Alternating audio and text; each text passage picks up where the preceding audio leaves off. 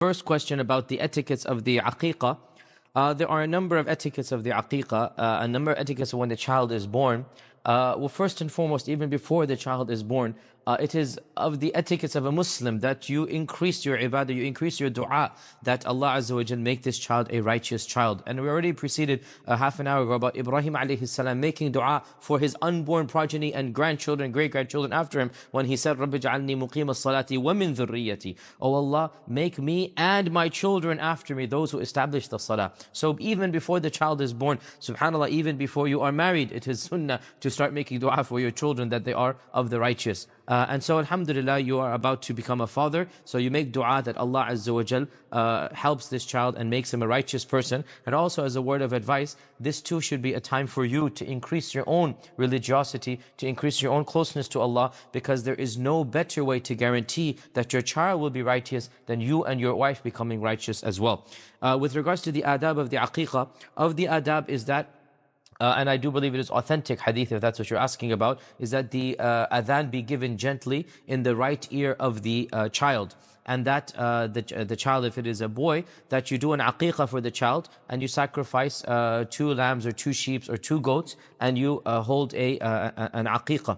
And that also that you name the child on the 7th day, and the aqeeqah is on the 7th day. Of course, in our times, on our times, the 7th day might not be convenient because people cannot come. There is no haraj if you then increase the number of days so that it becomes the weekend. There's not a sin upon you to do so, but it is better to do it on the 7th day. Also, the Prophet ﷺ would shave off the hair of the boy, and he would give its weight in gold. Now, its weight in gold doesn't mean you go and you weigh the hair, because that hair cannot be weighed even by an instrument that of fine quality. It means you just give some amount of silver in charity. And what this means, it is equivalent to probably less than 5 or 10 pounds.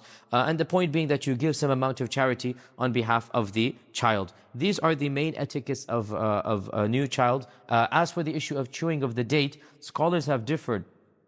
Was this specific for the Prophet ﷺ? Because this was something that he had a blessed saliva. And so mixing the saliva with the saliva of the child would be something blessed. Or was it simply a sunnah that any other person should do? In my humble opinion, if you wish to do it, you may do so with the intention of imitating the sunnah of the Prophet ﷺ, but nobody's chewed date is going to be blessed anymore. That was only for the Prophet ﷺ. Everybody else, their chewed date is simply a chewed date. Nothing wrong with that. And I have spoken to some doctors who told me that in fact this is a very healthy thing to put in the stomach of a newborn child, and that is a chewed date without the seed obviously, and that it is something that helps the child and fortifies him and gives him antibiotics and whatnot, or antibodies, excuse me, not antibiotics. The point being, I don't see a harm in an elderly person, the grandfather of the child, let's say, symbolically chewing the date for the child and then putting it in the child's mouth with the realization that it's not going to be barakah, it's not going to be blessed, it is simply a resurrection of the sunnah. As for the second question, and that is your friend married a lady of the Christian faith, I must say that this is of course allowed technically in our sharia, but our sharia allows it with a number of conditions. First and foremost, that she actually be a Christian. And what this means is that she be a believer in Christianity. And the fact of the matter is that most people of this culture are not quite believers in Christianity. They are closer to being agnostics who, come December or come marriage and death, they will then go to the church for the rituals, but in their hearts they are not truly believers. So this person should have found out that is this person truly, as we call it, a practicing, or meaning a believer in Christianity. Secondly, the condition that Allah clearly mentions is muhsanat. And muhsanat means righteous, chasteful women who guard their private parts. And therefore, a lady who is married by a Muslim who is of another faith, she must be a lady of high morals and high repute. And I am sorry to say, but the fact of the matter is this is very difficult to find in our times, and wallahu musta'an, this is the reality. Nonetheless, your friend has done what he has done, and now we must deal with whether this is a valid nikah or not. Contrary to public perception, you don't need an imam, you don't need a scholar, you don't need a sheikh of the masjid to sanctify the marriage. This is not how we do it in our religion. Rather, you need to meet a number of conditions. And if these conditions were met, then the marriage is valid. And of these conditions is that there is an acceptance and a response to the an offer and an acceptance. So there is the offer. The husband says, "Will you take me as my wife?" And then the wife or the wife's guardian says, "Yes, I accept this offer." So this is the offer and the acceptance. And of them is that that the girl's wali, and in this case probably it is her father, be accepting and present, or if not present, that he have a representative present over there. So there must be a wali who approves of this from the girl's side. A wali is not necessary from the boy's side.